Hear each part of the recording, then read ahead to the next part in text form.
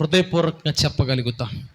కాబట్టి ఈ విషయాన్ని జ్ఞాపకం చేసుకోవాల్సిందిగా మీకు మనవి చేస్తున్నాను. రెండవదిగా నా మాట ముగిస్తాను. We must understand Jesus mission. రెండవది, ప్రభు యొక్క పరిచర్య మనము గుర్తించాలి. ప్రభు యొక్క పరిచర్య మనము గుర్తించాలి. ఒకటి ఆయన శక్తిని, రెండవది ఆయన యొక్క పరిచర్యను మనము గుర్తించాలి. ఇప్పుడు చూస్తే కనుక ఆయన ఈ లోకానికి ఎందుకు వచ్చాడో అనే విషయాన్ని కనుక జ్ఞాపకం చేసుకుంటే ఈ ఆఖరి 3 సంవత్సరాల్లో ఈజీగా చెప్పేయచ్చు కదండి. ఆయన ఎందుకు ఈ లోకానికి వచ్చాడు అంటే చిన్న మాటలో చెప్పేస్తే కనుక మానవులందరి కొరకు ఆయన లోకానికి వచ్చాడు.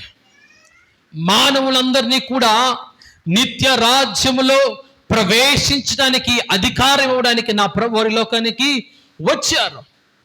ఇంకా గట్టిగా చెప్పాలంటే గనక ప్రతి ఒక్కరిని ఆయన మహిమైశ్వర్యములో ఎలా ఉంచడానికండి, ఆయన మహిమైశ్వర్యములో ఆయనతో పాటు యుగయుగాలు ఉంచటానికి నా ప్రభు వారి లోకానికి మానవునిగా ఎత్తించాడు. దేవునికి స్తోత్రం కలుగును గాక.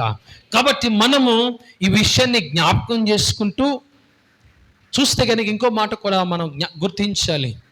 ఆయన యొక్క మాటలో లేకపోతే సువార్తలో, ప్రకటనలో దేని గురించి ప్రస్తావించాడు అంటే ద కింగ్డమ్ ఆఫ్ గాడ్ కదండి. దేవుని యొక్క రాజ్యముల గురించి బోధించాడు. అయితే నా ప్రభువారు బోధించేటప్పుడు ఆయన కింగ్డమ్ ఎలా ఉంటుందని చెప్పాడు తెలుసండి? The Kingdom of piece. దేని గురించి అండి?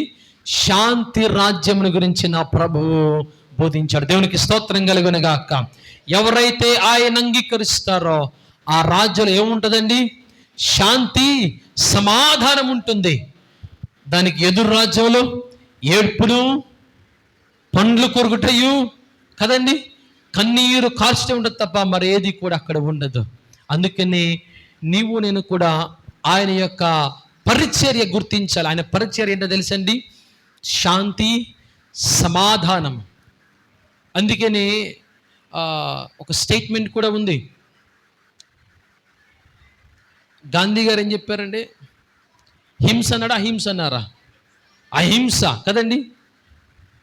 ఎవరన్నా ఒక చెంప మీద కొడితే వెంటనే నీ వెనకవలన కత్తో కర్రో తీసి వాడి తల పగలగొట్టేమన్నాడా? చెప్పలా. ఏం చెప్పారండి? మరొక చెంప చూపిమన్నారు. అదే మాట బైబిల్లో కూడా ఉంది కదండి. స్టేట్మెంట్ కూడా చాలా స్పష్టంగా నా ప్రభు వారు చెప్పిన మాట అంటే, ఎవరైనా మిమ్మల్ని ఏం చేస్తే కనుక, అంటే చెంప మీద కనుక కొడితే ఏం చేయమన్నా నా ప్రభు? తిరిగి రెండో చెంప చూపించమన్నాడు. ఒకవేళ ప్రభు ప్రేరేపించి మీ దగ్గరికి వచ్చి కొట్టాను అనుకోండి, మీరేం చేస్తారు?